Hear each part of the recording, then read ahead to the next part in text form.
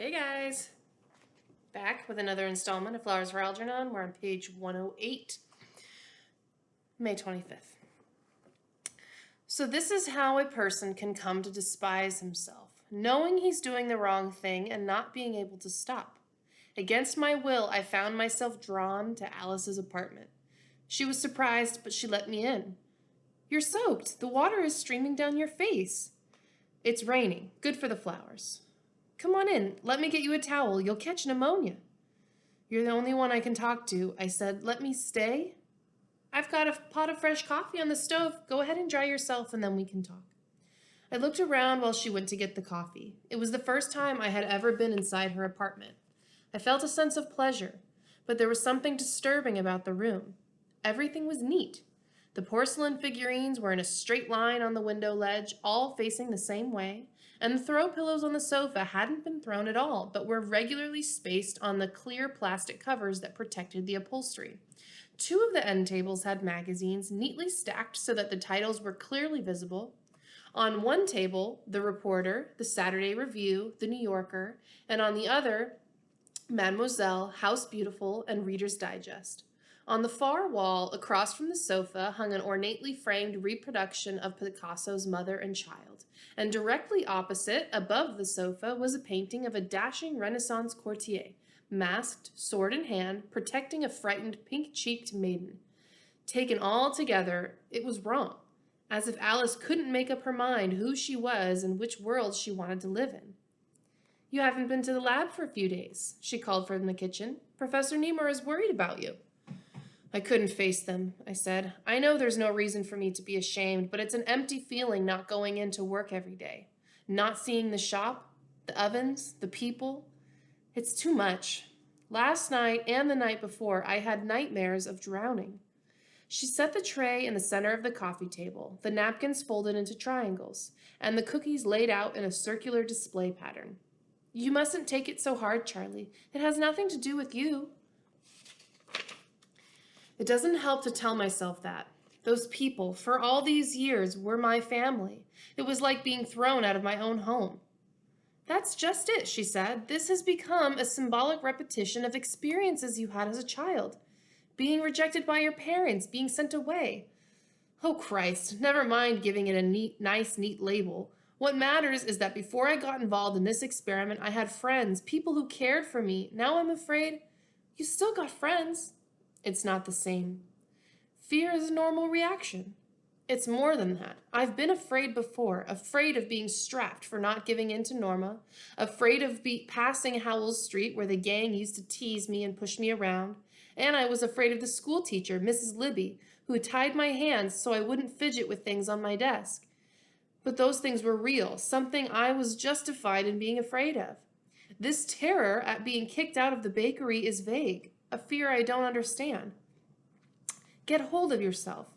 You don't feel the panic. But Charlie, it's to be expected. You're a new swimmer, forced off a diving raft and terrified of losing the solid wood under your feet. Mr. Donner was good to you, and you were sheltered all these years. Being driven out of the bakery this way is an even greater shock than you expected. Knowing it intellectually doesn't help. I can't sit alone in my room anymore. I wander into the streets at all hours of the day or night, not knowing what I'm looking for. Walking until I'm lost, finding myself outside the bakery. Last night, I walked all the way from Washington Square to Central Park, and I slept in the park. What the hell am I searching for? The more I talked, the more upset she became. What can I do to help you, Charlie? I don't know. I'm like an animal who's been locked out of his nice, safe cage. She sat beside me on the couch. They're pushing you too fast. You're confused. You want to be an adult, but there's still a little boy inside you, alone and frightened. She put my head on her shoulder, trying to comfort me, and as she stroked my hair, I knew that she needed me the way I needed her. Charlie, she whispered after a while, whatever you want. Don't be afraid of me.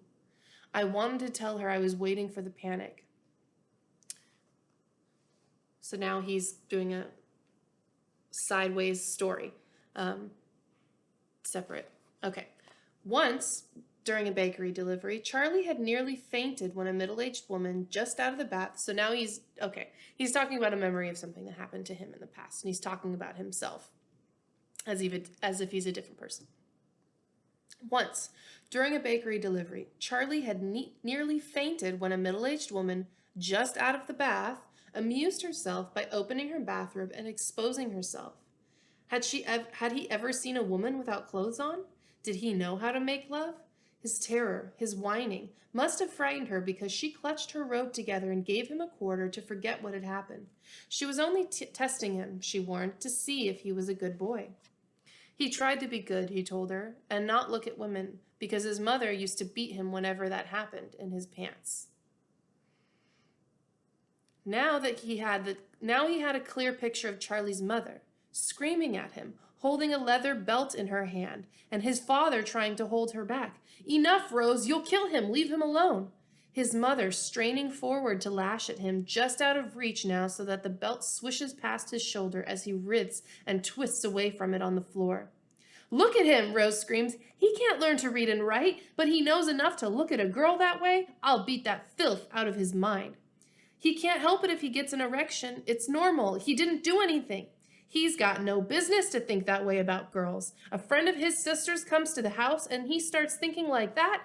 I'll teach him so he never forgets. Do you hear? If you ever touch a girl, I'll put you away in a cage like an animal for the rest of your life. Do you hear me?"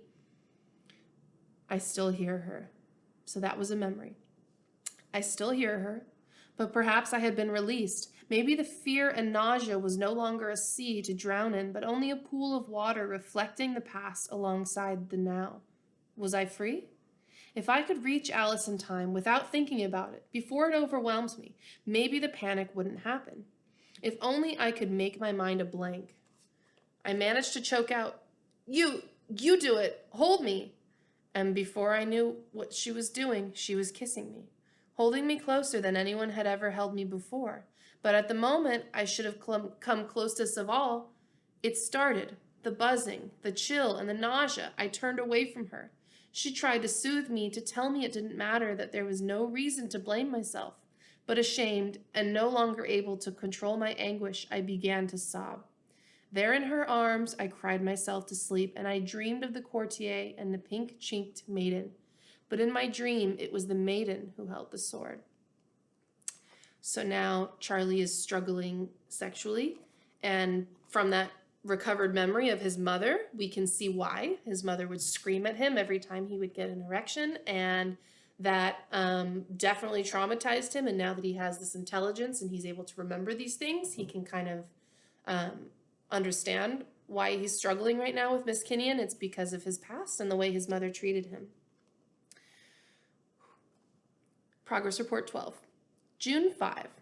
Niemer is upset because I haven't turned in any progress reports in almost 2 weeks, and he's justified because the Wellberg Foundation has begun paying me a salary out of the grant so that I won't have to look for a job. The International Psychological Convention at Chicago is only a week away. He wants his preliminary report to be as full as possible, since Algernon and I are the prime exhibits for his presentation. Our relationship is becoming increasingly strained. I resent Niemer's constant references to me as a laboratory specimen. He makes me feel that before the experiment, I was not really a human being. I told Strauss that I was too involved in thinking, reading, and digging into myself, trying to understand who and what I am, and that writing was such a slow process, it made me impatient to get my ideas down. I followed his suggestion that I learn to type, and now that I can type nearly 75 words a minute, it's easier to get it all down on paper. Strauss again brought up my need to speak and write simply and directly so that people will understand me. He reminds me that language is sometimes a barrier instead of a pathway. Ironic to find myself on the other side of this intellectual fence. I see Alice occasionally, but we don't discuss what happened. Our relationship remains platonic. But for 3 nights after I left the bakery, there were the nightmares. Hard to believe it was 2 weeks ago. I am pursued down the empty streets at night by ghostly figures. Though I always run to the bakery, the door is locked, and the people inside never turn to look at me. Through the window, the bride and groom on the wedding cake point at me and laugh. The air becomes charged with laughter until I can't stand it, and the two cupids wave their flaming arrows. I scream. I pound on the door, but there is no sound. I see Charlie staring back at me from inside. Is it only a reflection? Things clutch at my legs and drag me away from the bakery down into the shadows of the alleyway, and just as they begin to ooze all over me, I wake up. Other times, the window of the bakery opens into the past, and looking through it, I see other things and other people. It's astonishing how my power of recall is developing. I cannot control it completely yet, but sometimes when I'm busy reading or working on a problem, I get a feeling of intense clarity. I know it's some kind of subconscious warning signal, and now, instead of waiting for the memory to come to me, I close my eyes and reach out for it. Eventually, I'll be able to bring this recall completely under control, to explore not only some of my past experiences, but also all of the untapped faculties of the mind. Even now, as I think about it, I feel the sharp stillness. I see the bakery window, reach out and touch it, cold and vibrating, and then the glass becomes warm, hotter, fingers burning. The window reflecting my image becomes bright, and as the glass turns into a mirror, I see little Charlie Gordon, 14 or 15, looking out at me through the window of his house, and it's doubly strange to realize how different he was. He has been waiting for his sister to come from school, and when he sees her turn the corner onto Mark Street, he waves and calls her name and runs out onto the porch to meet her. Norma waves a paper. I got an A on my history test. I knew all the answers. Mrs. Baffin said it was the best paper in the whole class. So this is a memory again. He's talking about Charlie as a teenager, looking back. She is a pretty girl with light brown hair, carefully braided and coiled about her head in a crown. And as she looks up at her big brother, the smile turns to a frown, and she skips away, leaving him behind as she darts up the steps into the house. Smiling, he follows her. His mother and father are in the kitchen, and Charlie, bursting with the excitement of Norma's good news, blurts it out before she has a chance. She got an A! She got an A!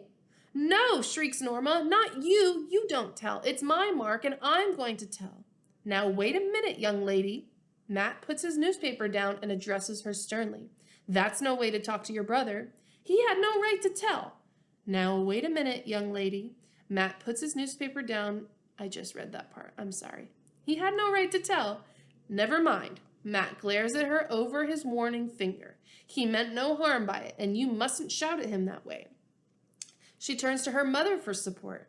I got an A, the best mark in class. Now I can have a dog? You promised.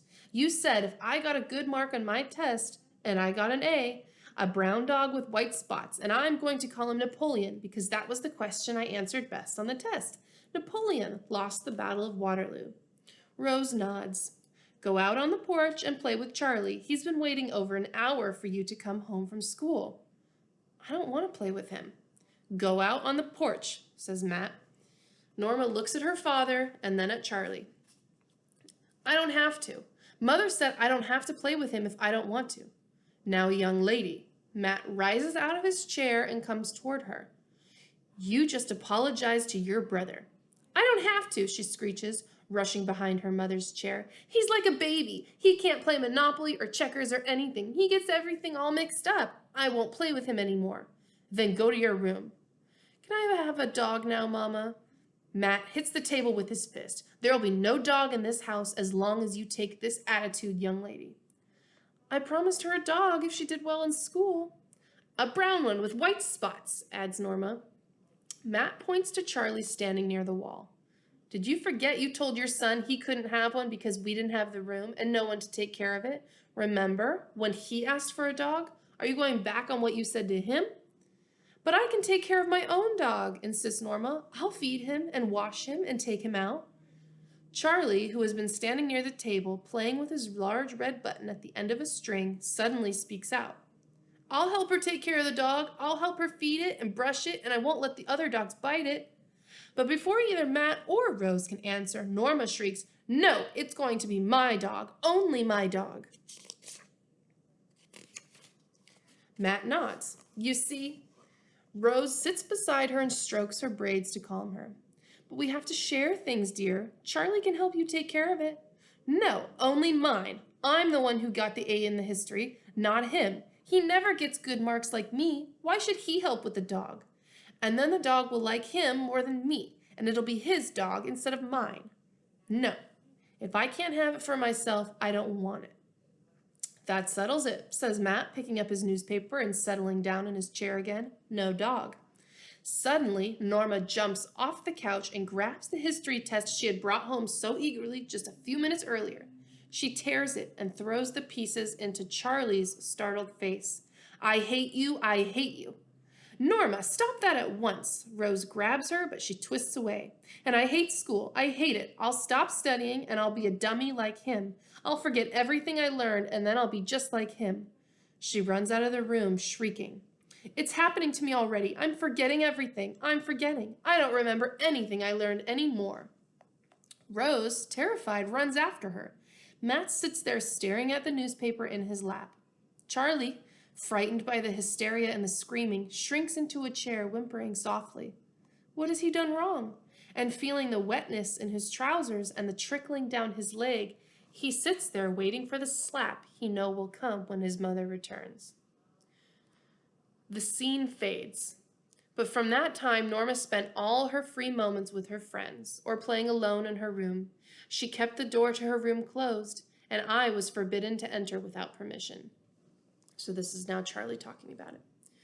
I recall once overhearing Norma and one of her girlfriends playing in her room, and Norma shouting, "He is not my real brother. He's just a boy we took in because we feel sorry for him." My mama told me, and she said I can tell everyone now that he's not really my brother anymore. And my brother at all. I wish this memory were a photograph so that I could tear it up and throw it back in her face. I want to call back across the years and tell her I never meant to stop her from getting her dog. She could have had it all to herself, and I wouldn't have fed it or brushed it or played with it, and I would never have made it like me more than it liked her. I only wanted her to play games with me the way we used to. I never meant to do anything that would hurt her at all. So now we're learning about his sister and how evil she was to Charlie. But why was she so mean to him? It's probably because she resented him. She felt that he was taking away from her in some way, taking away her attention, and she hated him for it. And so Charlie received a lot of cruelty because of that. Okay. June 6th. My first real quarrel, means fight, with Alice today. My fault. I wanted to see her. Often, after a disturbing memory or dream, talking to her, just being with her makes me feel better. But it was a mistake to go down to the center to pick her up. I had not been back at the Center for Retarded Adults since the operation, and the thought of seeing the place was exciting. It's on 23rd Street, east of 5th Avenue, in an old schoolhouse that has been used by the Beekman University Clinic for the last 5 years as a center for experimental education, special classes for the handicapped. The sign outside on the doorway, framed by the old spiked gateway, is just a gleaming brass plate that says CRA Beekman Extension. Her class ended at 8, but I wanted to see the room where, not so long ago, I had struggled over simple reading and writing and learned to count change of $1. I went inside, slipped up to the door, and, keeping out of sight, I looked through the window. Alice was at her desk, and in a chair beside her was a thin-faced woman I didn't recognize. She was frowning that open frown of unconcealed puzzlement, and I wondered what Alice was trying to explain. Near the blackboard was Mike Dorney in his wheelchair, and there in his usual first-row seat was Lester Braun, who, Alice said, was the smartest in the group. Lester had learned easily what I had struggled over, but he came when he felt like it, or he stayed away to earn money waxing floors. I guess if he had cared at all, it would have been him. If it had been important to him, as it was to me, they would have used him for this experiment. There were new faces, too, people I didn't know. Finally, I got up the nerve to go in. "It's Charlie," said Mike, whirling his wheelchair around. I waved to him. Bernice, the pretty blonde with empty eyes, looked up and smiled dully. "Where you been, Charlie? That's a nice suit." The others who remembered me waved to me, and I waved back. Suddenly, I could see by Alice's expression that she was annoyed. "It's almost 8 o'clock," she announced. "Time to put things away." Each person has an assigned task, the putting away of chalk, erasers, papers, books, pencils, notepaper, paints, and demonstration materials. Each one knew his job and took pride in doing it well. They all started on their tasks except Bernice. She was staring at me. I miss my classroom and I miss you guys, and I miss paper and pencils and putting things away and opening things up and opening books and reading books in class. Just wanted to say that. "Why ain't Charlie been coming to school?" asked Bernice. "What's the matter, Charlie? Are you coming back?" The others looked up at me. I looked to Alice, waiting for her to answer for me, and there was a long silence. What could I tell them that would not hurt them? "This is just a visit," I said. One of the girls started to giggle. Francine, whom Alice was always worried about. She had given birth to 3 children by the time she was 18, before her parents arranged for a hysterectomy. A hysterectomy is when they remove the uterus of a woman so that she cannot have babies anymore. And her parents had her do that.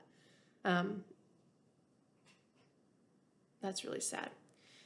She wasn't pretty, not nearly as attractive as Bernice, but she had been an easy mark for dozens of men who bought her something pretty or paid her way to the movies.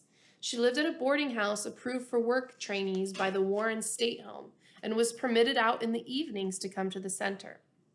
Twice she hadn't shown up, picked up by men on the way to school, and now she was allowed out only with an escort.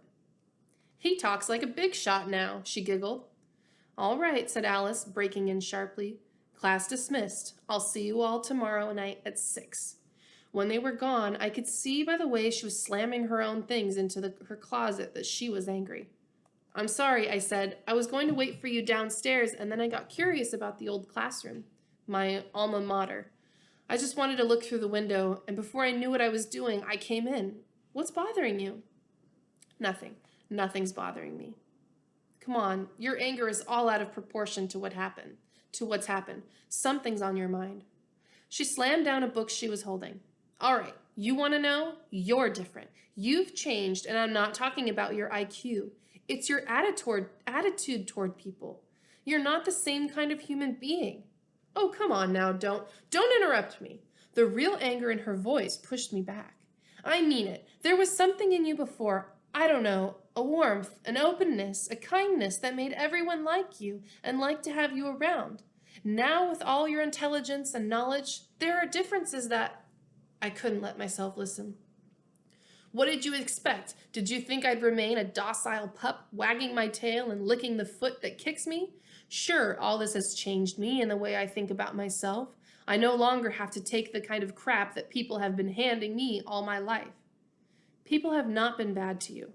What do you know about it? Listen, the best of them have been smug and patronizing, using me to make themselves superior and secure in their own limitations. Anyone can feel intelligent beside a moron." After I said it, I knew she was going to take it the wrong way.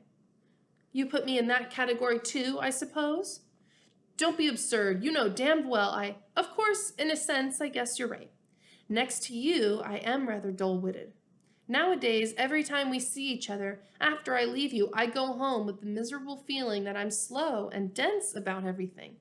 I review things I've said and come up with all the bright and witty things I should have said, and I feel like kicking myself because I didn't mention them when we were together." "That's a common experience." "I find myself wanting to impress you in a way I never thought about doing before, but being with you has undermined my self-confidence. I question my motives now about everything I do." I tried to get her off the subject, but she kept coming back to it. "Look, I didn't come here to argue with you." I finally said, "Will you let me take you home? I need someone to talk to." "So do I, but these days I can't talk to you. All I can do is listen and nod my head and pretend I understand all about cultural variance and Neobolian mathematics and post-symbolic logic, and I feel more and more stupid. And when you leave the apartment, I have to stare in the mirror and scream at myself. No, you're not growing duller every day. You're not losing your intelligence. You're not getting senile and dull-witted. It's Charlie exploding forward so quickly that it makes it appear as if you're slipping backwards. I say that to myself, Charlie, but whenever we meet and you tell me something and look at me in that impatient way, I know you're laughing. And when you explain things to me and I can't remember them, and you think it's because I'm not interested and don't want to take the trouble, but you don't know how I torture myself when you're gone. You don't know the books I've struggled over, the lectures I've sat in on at Beekman, and yet whenever I talk about something, I see how impatient you are, as if it were all childish. I wanted you to be intelligent. I wanted to help you and share with you, and now you've shut me out of your life. As I listened to what she was saying, the enormity of it dawned on me. I had been so absorbed in myself and what was happening to me that I never thought about what was happening to her. She was crying silently as we left the school, and I found myself without words. All during the ride on the bus, I thought to myself how upside down the situation had become. She was terrified of me. The ice had broken between us, and the gap was widening as the current of my mind carried me swiftly into the open sea. She was right in refusing to torture myself by being with me. We no longer had anything in common. Simple conversation had become strained, and all there was between us now was the embarrassed silence and unsatisfied longing in a darkened room. "You're very serious," she said, breaking out of her own mood and looking up at me. "About us?" "It shouldn't make you so serious. I don't want to upset you. You're going through a great trial." She was trying to smile. "But you did. Only I don't know what to do about it." On the way from the bus stop to her apartment, she said, "I'm not going to the convention with you. I called Professor Niemer this morning and told him, there will be a lot for you to do there, interesting people, the excitement of the spotlight for a while. I don't want to be in the way. Alice, and no matter what you say about it now, I know that's how I'm going to feel. So if you don't mind, I'll hang on to my splintering ego. Thank you." You're making more of this than it is. I'm sure if you'll just, you're sure?" She turned and glared at me on the front steps of her apartment building. "Oh, how insufferable you've become. How do you know what I feel? You take liberties with other people's minds. You can't tell how I feel or what I feel or why I feel." She started inside and then she looked back at me, her voice shaky. "I'll be here when you get back. I'm just upset, that's all, and I want both of us to have a chance to think this out while we're at a good distance apart." For the first time in many weeks, she didn't ask me inside. I stared at the closed door with the anger mounting inside me. I wanted to create a scene, to bang on the door, to break it down. I wanted my anger to consume the building. But as I walked away, I felt a kind of simmering, then cooling, and finally a relief.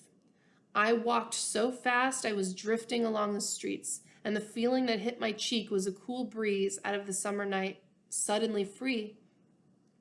I realized now that my feeling for Alice had been moving backward against the current of my learning, from worship to love to fondness to a feeling of gratitude and responsibility. My confused feeling for her had been holding me back, and I had clung to her out of my fear of being forced out on my own and cut adrift. But with the freedom came a sadness. I wanted to be in love with her. I wanted to overcome my emotional and sexual fears, to marry, have children, settle down. Now it's impossible. I am just as far away from Alice with an IQ of 185 as I was when I had an IQ of 70. And this time we both know it. So, their relationship is on the rocks. They're taking a break while he goes to that conference, and they're going to rethink if this can even work because she feels so unintelligent compared to him that she is beating herself up. And that's no way to be in a relationship if you don't have confidence in yourself and in the relationship. So it's very sad for the both of them that it can't work because their intelligences are too far apart. So, stop that for today. Thank you for joining me. Have a lovely, lovely day.